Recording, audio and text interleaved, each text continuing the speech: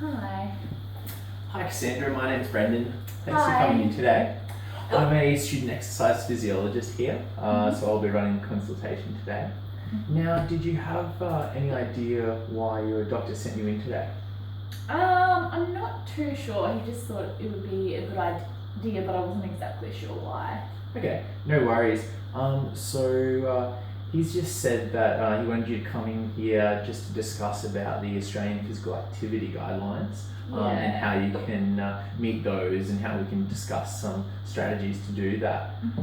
Now, did you have any idea what the Australian Physical Activity Guidelines was? I remember seeing a bit about it on TV a while ago. I think they were running the ads and something like, 20 minutes a few times a week or something. Right, so you got the gist that it's all about just, meeting a certain amount of minutes every week. Yeah. Okay. I wouldn't be able to tell you exactly how many, but... Alright, no worries. Well, with the Australian guidelines at the moment, it's basically 150 to 300 moderate intensity minutes per week. Okay, cool. So And, how many hours a day is that? Or what is that so that's roughly about 30 minutes, 5 times a week. Okay.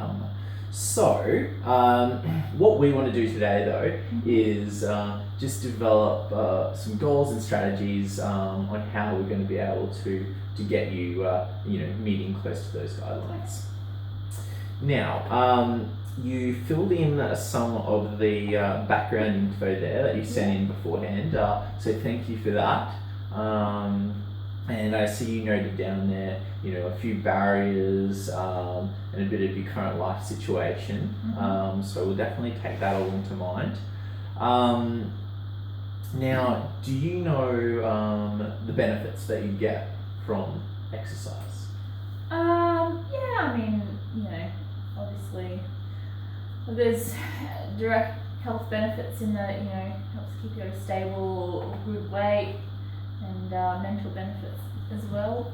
Yeah, that's about right. So if we go back to the guidelines there, they say if you're meeting 150 moderate intensity minutes, and your moderates when you're doing exercise that gets you a little bit out of breath, but you're still able to talk. So that's kind of a bit of an idea. So something like maybe social tennis, brisk walk, that sort of thing. So if you're doing that equivalency of exercise, that's going to decrease your risk of heart disease, give yourself a better blood pressure, and I see there that you said your parents did have a history of heart disease, was that right? Yeah, they both do, unfortunately. Right.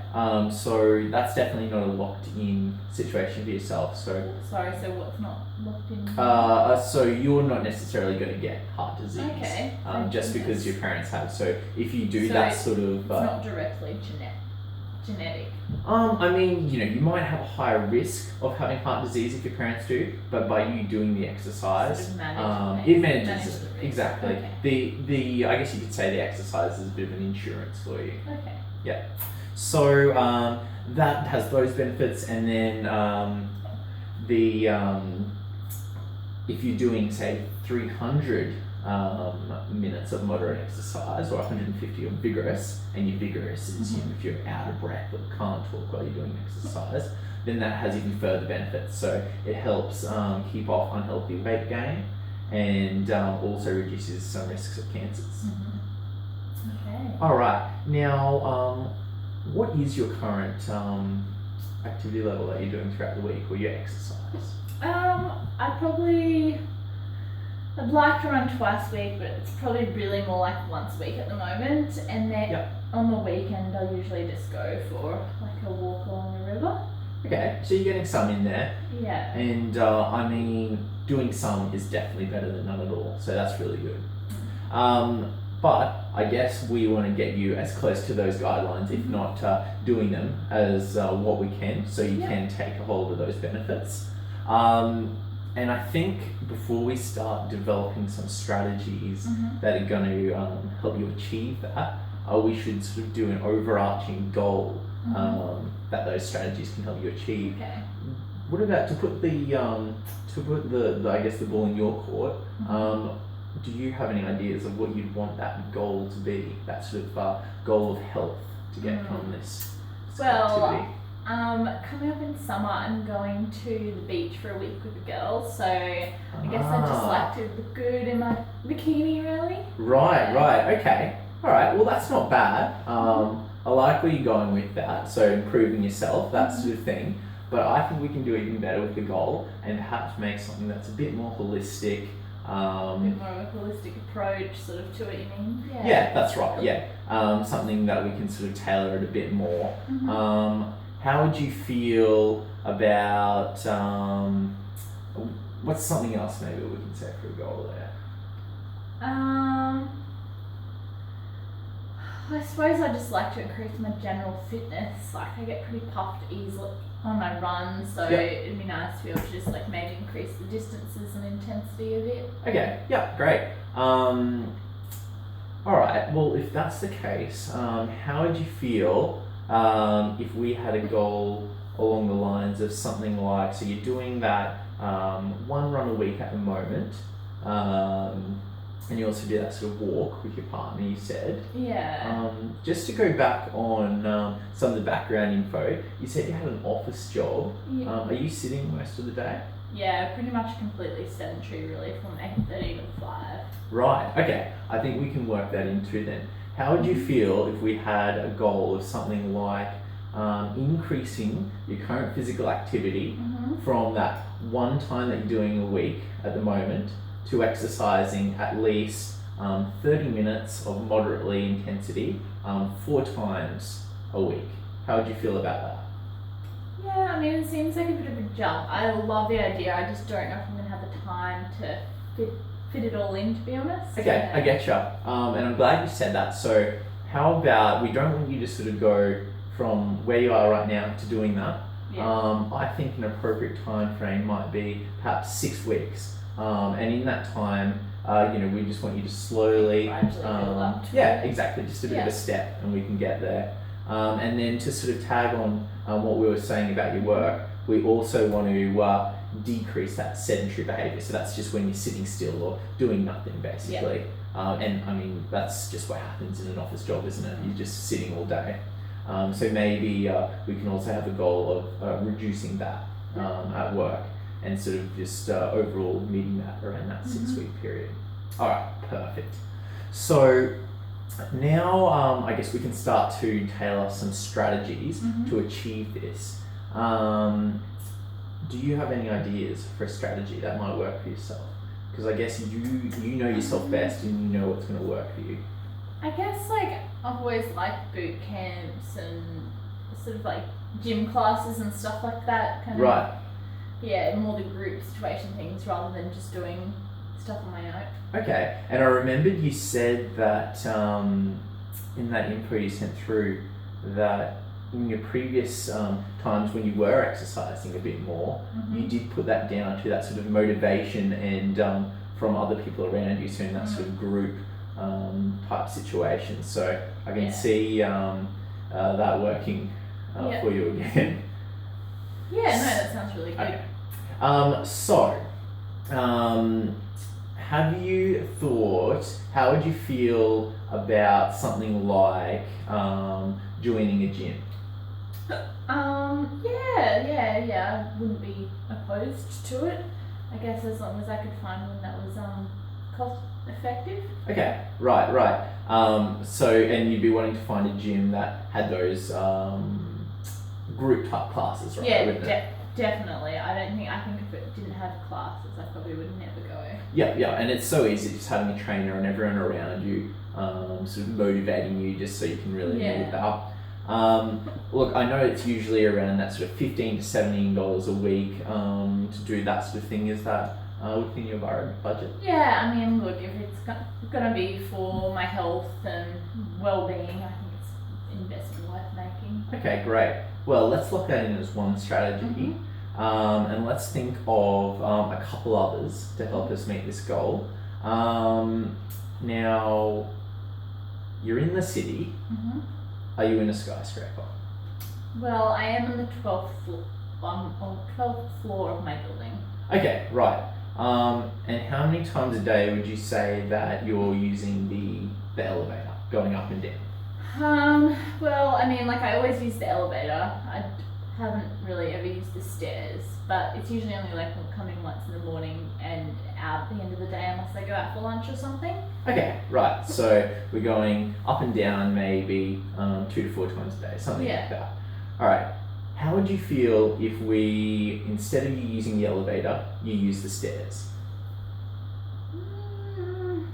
Yeah, like every time or... So you don't seem too sold on every time. Would it be more achievable if we perhaps... I think like 12 floors is a lot. I don't want to be all sweaty and stinky when I get to work. Okay, I get that. Actually, that makes sense. Yeah, no. Well, maybe to stop you getting, sweaty, also stop it mattering. How would you feel if you walked down the stairs at the end of the day? Yeah. Sorry. I think I could do walking down the stairs at the end. Okay, great. So if we then make that, so at the end of every day, we're walking down the stairs. Perfect. Now, let's think. So that's the second strategy there. How about a third? Perhaps to focus on you moving a bit more at work. What would you think about perhaps using a stand-up desk or getting up frequently? Yeah, I have heard that stand-up desks can actually be bad for you if you don't keep moving. So, like for your circulation. So maybe it would be better to just get up and sort of have a bit of a move around on a regular basis. Okay. And do you think that's something you'd be able to manage just by remembering? It would probably slip my mind, to be honest, when I really got into my work. All right. Perhaps maybe we could implement something like an alarm every 30 minutes. Yeah, that would work. Okay, great. Well, there's the third. And then I want one more strategy just so we can meet that overall goal. So how are you getting to work every day? Just by bus usually. Okay, right. Would you be able to, instead of catching the bus, walk to and from work? It's about 1.5 km, so I'm not sure how long it would take me to walk, but I guess I probably could. Okay. Sometimes. All right. When it's not too hot. When it's not too hot. Okay, yeah, right, because you don't want to get too hot and sweaty. Yeah, exactly. If that's the case, perhaps we can do a similar thing we did with the stairs. So you catch the bus to work in the morning, so you're still a bit tired. I think that's fair. Catch the bus. At the end of the day, you walk down the stairs and then you walk home instead of catching the bus. That sounds alright. If I try and do that most of the time. Yep, I reckon. What about, do you think you could manage 3 out of 5 days a week?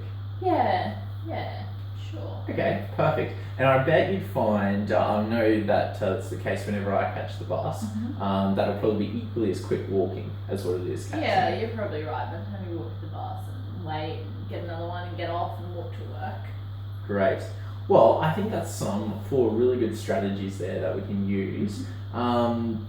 I do this at the end of my session with all my clients. Do you mind just taking me back through those strategies we agreed on, just so I can make sure you understood what I was saying? Yeah. So I guess one of the main ones is to basically up the amount of exercises I'm doing in a week. So instead of running once, maybe run 3-4 times. If you've got the walk, we'll do extra walks. As well, basically to be less sedentary at work and try and get up every half an hour and just keep moving. Great. And then, I'm sort of drawing blank on the last one actually. Can you? Yeah, no dramas. The important thing is you had that overall goal. So the other ones we had there was walking down the stairs at the end of every day. Yeah, that's right. Yep. You walking home from work 3 out of 5 days a week. You were also going to have a look at all the local gyms and see if there was good ones there for classes. Yep. And those are the strategies. Okay. So are you happy with those, Cassandra? Yeah, it sounds good. I feel like if I stuck to doing those things, that it would really help me. Yeah, great. No, I think we've developed some really good strategies here, and we've had a bit of back and forth, and really worked out some good ones. So that's the end of the session there. Was there any questions you had? No, I think you've been quite thorough. Thanks, Brendan. No questions from me. All right, no worries. Well, look, I'll see you in another 3 weeks' time, and then we can discuss any problems you're having. We can make any adjustments. But apart from that, thanks for coming in today, Cassandra. Right. Thanks, Brendan. I'll let Cheers. you fix up your notes. Good to see you. Thanks. Bye.